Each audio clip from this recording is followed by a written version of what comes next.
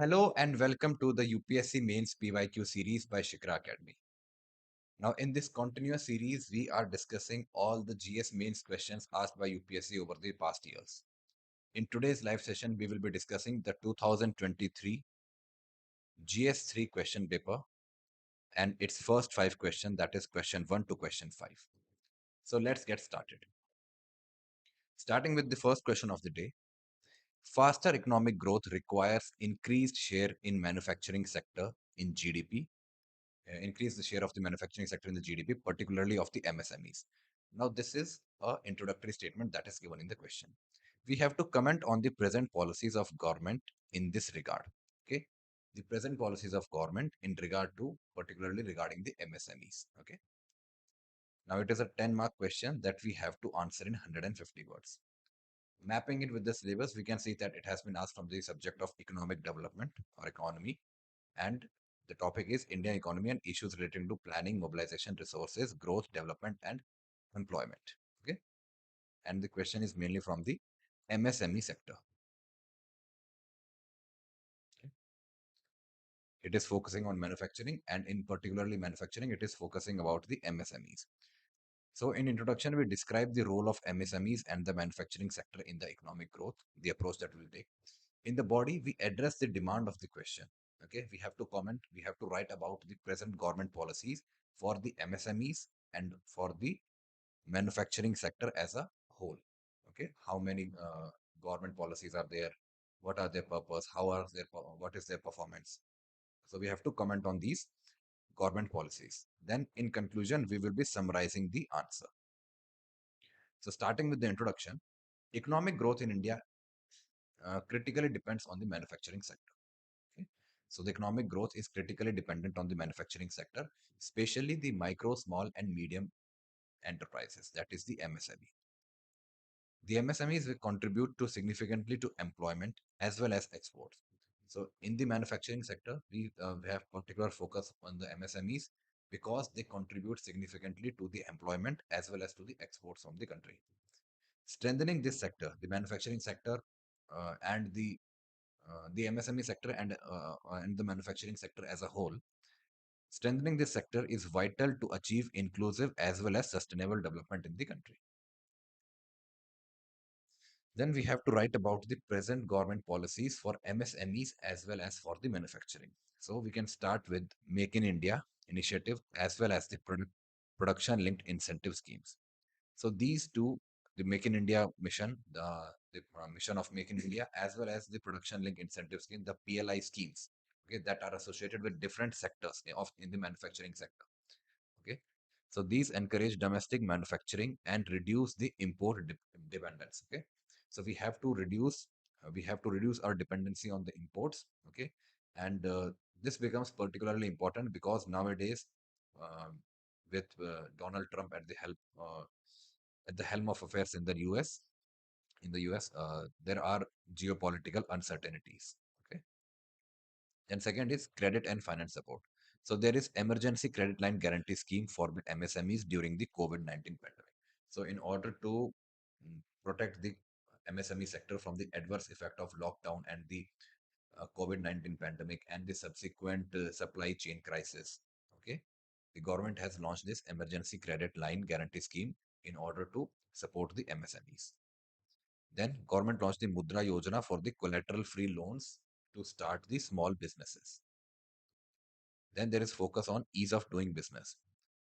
What the government has done, there have been simplification of compliance requirements, the online registration under the Udyam portal, as well as the reduced corporate tax rates. Okay, that was applicable in 2019.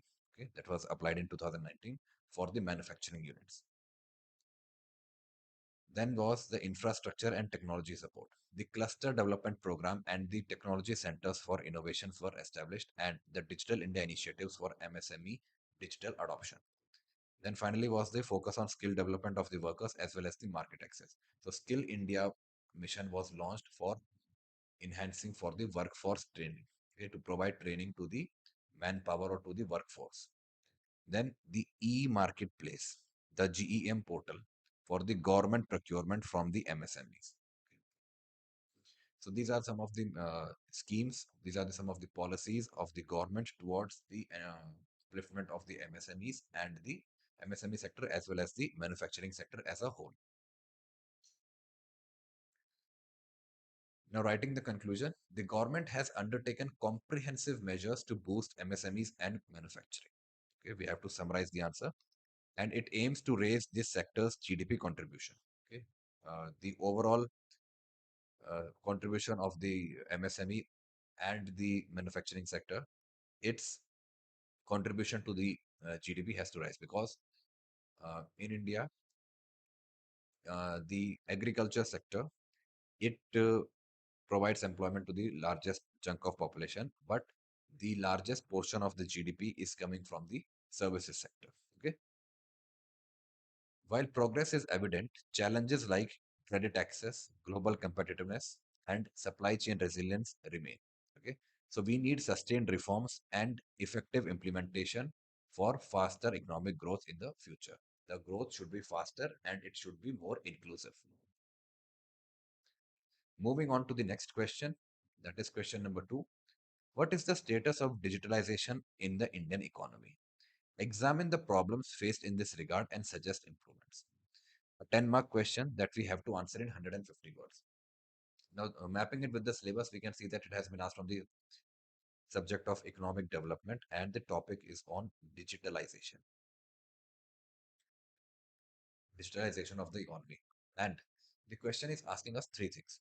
We have to write, we have to write the status of digitalization in the Indian economy, then examine problems and also give certain suggestions, certain improvement suggestions, recommendations we have to give in the answer. So seeing the approach, so in introduction, we describe the digitalization of the economy, okay, because the question is talking about the digitalization. Then in body, we address the actual demand of the question that has been asked. That is, we write about the status of digitalization in India, the problems that it is facing, and we also provide the suggested improvements. Then in conclusion, because we have provided the solutions in the body of the answer, so in conclusion, we can just summarize the answer. Had we not provided any solution, okay, or the recommendations or way for in the body of the answer, then in conclusion, we must have included the way forward. We should have included the way forward. Okay. Now, starting with the introduction, now digitalization has emerged as a key driver. So, it is a key driver for India's economic transformation. It enhances the efficiency, transparency, and financial inclusion. What's the significance of the digitalization? That it enhances or it increases the efficiency, the transparency, and the financial inclusion. So, as a result, the trust of the citizens in the government or in the administration it increases. The Indian government has pushed towards for the Indian government has pushed forward through initiatives like the Digital India. The government has launched the Digital India initiative, the Aadhaar enabled services, and the UPI based payments in order to increase the financialization in the overall economy. So now, in body, we have to write the status of digitalization in India. So first is the financial inclusion. There is a widespread adoption of the UPI as well as the Jan Dhan accounts. Then the e-governance, we have the online deliveries of services through portals like DigiLocker, GSTN, as well as the Umang portal. We have different portals catering to the different needs of administration. Then there is digital infrastructure. There has been an expansion in the broadband as well as the mobile connectivity, though it is uneven across the regions. Some digital divide is there, but the growth is there. There have been a rapid expansion in the number of users who are using the broadband internet services or the mobile internet connectivity. Okay, and that is especially observed in the last 10 years, last 9, 10 years. Then we have the startup ecosystem in the country. There has been a growth in the financial tech, fintech sector, e-commerce, as well as the digital education platforms in the country. Then what are the problems faced? So the number one problem is the digital divide. There is a rural, urban, as well as the gender gaps in the internet access. Okay. So the urban population, they have more access to the internet. They have more access to the broadband as compared to the rural areas. Also, the males of the families, they have access to the internet as they have more access to the internet as compared to the female members of the family. Then there are cyber security risks. there is a rising cases of fraud and data breaches. Okay, when everything becomes digital, it is it becomes paramount to uh, fight off any of these cyber security threats, cyber security attacks, which the other uh, non-governmental groups or the uh, enemy states or the terrorist organizations that they can do. And they can also, it can also lead to the data breaches. We have to protect the data of the citizens. Then there is low digital literacy. Many citizens remain unaware of the safe digital practices. So even though there has been a rapid expansion of the internet, okay, every corner of the country, the internet has penetrated, but still in the masses, especially among the elderly people, there is a very low digital literacy. Okay. Finally, there are infrastructure gaps. There are patchy connectivity in the remote areas. The remote areas, as compared to the uh, metropolitan cities or the urban areas, they have poor infrastructure in terms of the connectivity. Then the suggested improvements. So we can uh, write our instruments or the areas of improvements based on the problems that we are facing. So first is the expanding rural broadband under the BharatNet. So we had the digital divide between the urban areas and the rural areas. So now what suggestion we can have? We have to expand the rural broadband connectivity by the BharatNet project. Then strengthening the data protection laws and the cyber security framework. Because the other issue is of cyber security, we have to strengthen the data protection laws and the cyber security framework in the country. Third has been the lack of digital literacy. So we have to enhance the digital literacy programs at the grassroots level. Okay.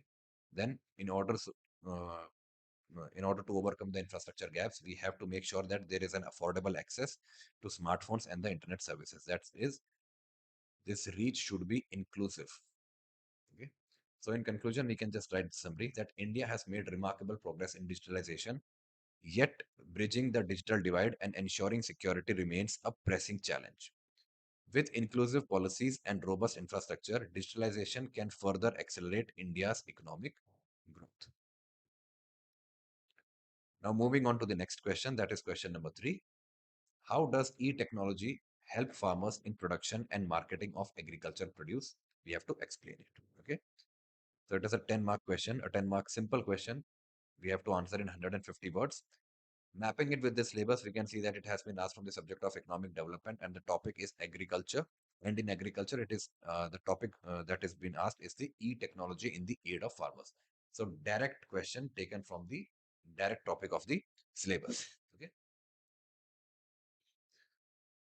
Now, the approach that we'll be taking in answering in such a question is that in introduction, we describe the e-technology. We describe what e-technology means in agriculture. Okay. Then in body, we address the demand of question by writing the role of e-technology in production, as well as in agriculture production, as well as the role of e-technology in marketing. So both in production as well as in marketing, how this e-technology is helping the farmers. Then in conclusion, we will be summarizing the answer and we'll write a way forward, a forward-looking conclusion we will write in the conclusion. Okay. So starting with the introduction, agriculture in India is the backbone of the economy because it employs the largest, it is a sector that employs the largest number of people, the largest portion of the population. But farmers often face the challenges in production, in access to information and marketing. E-technology has emerged as a powerful tool. So e-technology is a powerful tool to improve the overall efficiency, income, and market connectivity of the farmers. So now writing the role of e-technology in the production. So first is the information access. So the mobile applications, the portals, they provide real-time weather forecast, real-time soil health data, and crop advisory to the farmers from government or from other NGOs from time to time. Okay. So this bridges the information access gap. Second is the precision farming. Use of drones, sensors, satellite data, or the space technology it helps optimize the irrigation, optimize fertilizers, as well as the pest control. So it contributes to the precision farming. Okay, the efficiency of farming increases manifold. Okay, and it also reduces the wastage of resources, like the wastage of water, the wastage of fertilizers, the overuse of fertilizers, and the overuse of the uh, pesticides for the pest control. Then there are digital platforms like the Kisan Suvidha, the M Kisan SMS portal, the Digital Agri Mission, which guide farmers with scientific practices in order for them uh, or in order to push them towards the sustainable agriculture. Then there is role of e-technology in marketing. Okay, so firstly, the e-technology is involved in increasing the production. Okay, uh, increase in a sustainable way. Okay, then the produce that has been produced by or the output the farmers that has produced, that needs to be marketed effectively. And here also the e-technology comes into picture. So we have ENAM, that is National Agriculture Market, which provides a transparent pan-India platform for selling produce at competitive prices. Okay, by removing the middleman out there. Then there are direct market linkages. So apps, portals connect farmers directly with consumers and retailers, thereby reducing the middlemen. Okay, so one of the most important aspect of e-technology in the farmers, in the welfare of farmers, is that the need for the middleman has reduced, okay, drastically by the use of the e-technology methods or the e-technology tools. Then there are digital payments. UPI and mobile banking has ensured quick and secure transactions. And also under the PM Kisan Yojana, the farmers they get the direct benefit transfer. Okay, they get the direct benefit transfer for of all the products that have been procured by the government via the at the MSP prices also. Okay, so all the transactions are now transparent and quick, and they are secured. So in conclusion, we can write that e-technology empowers farmers by enhancing the productivity and enabling the better price realization. With the wider adoption and improved digital literacy, it can make Indian agriculture more competitive and more sustainable. Now, moving on to the next question, that is question number 4. We have to state the objectives and measures of land reforms in India. Okay. We have to write also discuss how land sealing policy in India or the land sealing policy on land holding can be considered as effective reform under the economic criteria. So a 10 mark question asked from we have to answer it for 150 words. It is also a direct question, simple direct question that has been asked from the syllabus directly. Okay. So mapping it with the syllabus, we can see that it has been asked from the subject of economic development, and the topic is the land reforms in India. Now, in introduction, we can start by writing about we have to describe the land reforms in India. In body, we write the objectives of the land reforms. We address the demand of the question by writing the objectives of land reforms, the measures that are taken for the land reforms, and is the land sealing policy is an effective reform. Then, in conclusion, we have to summarize the answer. So starting with the introduction, the land reforms in India is aimed to remove the rural inequality. Okay, it was aimed to remove rural inequality, improve agriculture productivity, and empower marginalized farmers. Okay, these they were that is the land reforms were essential for building a just, self-reliant agrarian economy after the independence. Now, in the body of the answer, we have to write the objectives of land reform. So, first is the elimination of intermediaries, that is, abolition of the zamindari as well as the feudal practices. That was the paramount objective of the land reforms. Second is the equitable distribution. We have to ensure these land reforms are done to ensure the land to the tiller, that is, the landless laborer or the landless farmer, okay, who used to till hard on the soil or on the land, but doesn't had the title in his or her name, okay, and reducing the concentration of ownership. Okay, few of the large zamindars they had the ownership of large tracts of land in the village, and majority of the population comprised of these tillers, the landless tillers. Okay. Then providing a security of tenure, protecting the tenants from the arbitrary eviction by the zamindars or the landowners. Then enhancing of the productivity. It encouraged the efficient land use and the modern farming. If the farmer, okay, if we provide land to the farmer, or then he can or she can uh, he or she will show they will have the ownership. Okay, and they will be more inclined towards increasing the productivity. Now they own the resource. Okay, so when they were just tillers or when they were just tenants, okay, uh, they were not inclined towards increasing the productivity because they did not have very high stakes in that particular land. Then what measures were done in order to ensure land reforms? Okay, so first was abolition of the zamindari system. Then was the tenancy reforms, that ensuring fair rent and the ownership rights to the tenants. The land ceiling law to distribute the surplus land. So all the surplus land, so there was a ceiling on the land holding in different states. Okay, and any land beyond that ceiling, okay, that was taken by the state and redistributed to the people who were without the land. Then there was consolidation of the fragmented holdings for better productivity and promotion of cooperative as well as community farming. And that increased the overall, uh, the objective was to enhance the overall productivity. Now we have to discuss the land ceiling policy. Was it an effective reform or not?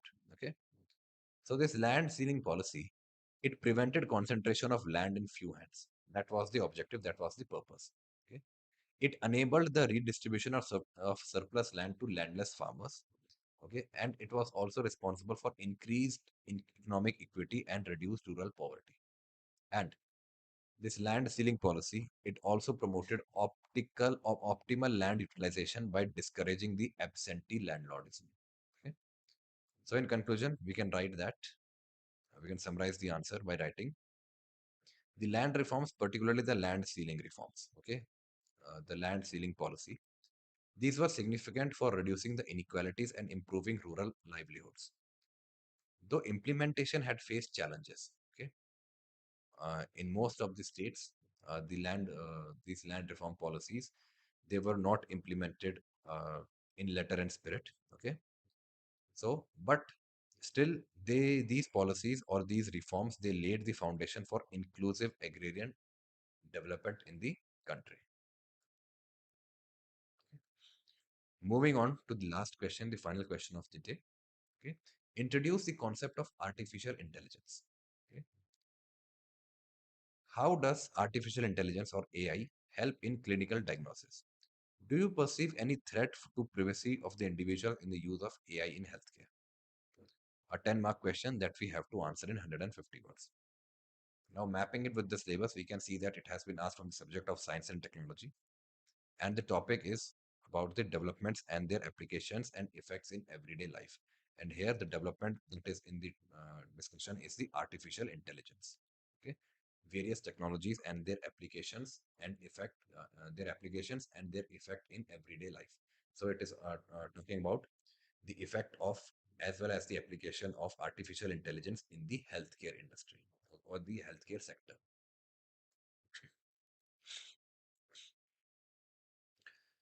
Now, in introduction, we can describe the artificial intelligence because the question is on artificial intelligence. So it is better to describe or to introduce the artificial intelligence in the introduction itself. Okay.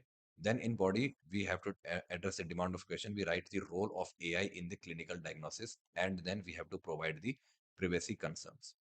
And then in conclusion, we can summarize the answer and provide a forward-looking conclusion or way forward.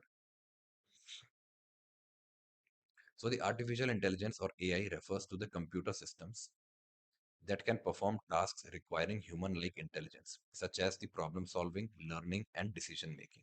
Okay, that is the definition of artificial intelligence. Now, in the healthcare industry, so now we have to connect the artificial intelligence with the healthcare sector. Okay, so we can write a connecting line by that and like that. In the healthcare, AI has become an innovative tool to support doctors and patients in diagnosis and treatment. Now, in the body of the answer, we have to write the role of AI in clinical diagnosis. So, first is the data analysis. AI can process vast medical data. It can process the lab reports and the imaging scans quite effectively and quite quickly. Then, it helps in early detection. The AI identifies the patterns in diseases like cancer, heart conditions, and neurological disorders at early stages. Then there is decision support. So AI-powered systems, they suggest the possible diagnosis and treatment options to assess the doctor. So the artificial intelligence is now acting as a assistant to the doctors. Okay, it helps them to run the diagnosis, and also it lists the treatment options that are possible. Then it is used in precision medicine. Personalized treatments plans are created using the AI based on patient's history and genetic data. So all the genetic data as well as the patient's history, the history on the data of the patient's history, that can be used by the AI system in order to generate the personalized treatment plans for the individual. So that is the aspect of the precision medicine. But there are still some privacy concerns. Okay, giving access to the medical data of the medical data to the AI. So first is the issue of data security. Sensitive medical records may be exposed to the cyber threats. Okay, so if the cyber security network is not enhanced, it's not secured, then in the cyber threats or in the cyber attacks, the medical records of the individuals or of the population can get compromised. Then there is loss of confidentiality. The misuse of patients' information can harm privacy and trust between the hospital and the patients, or between the doctor or the clinic or and the patient. Then there are ethical issues. The unauthorized data sharing also raises the moral concerns. Okay. So in conclusion, we can write the AI has revolutionized the clinical diagnosis by improving speed, accuracy, and personalized care. However, ensuring robust data protection laws and the ethical practices is crucial to safeguard patient privacy while harnessing the AI's full potential in healthcare. So that is our forward-looking conclusion, or the way forward in the conclusion. Now, uh, the the PDF of these model answers will be available to you on Shikara Academy's Telegram channel. Thank you.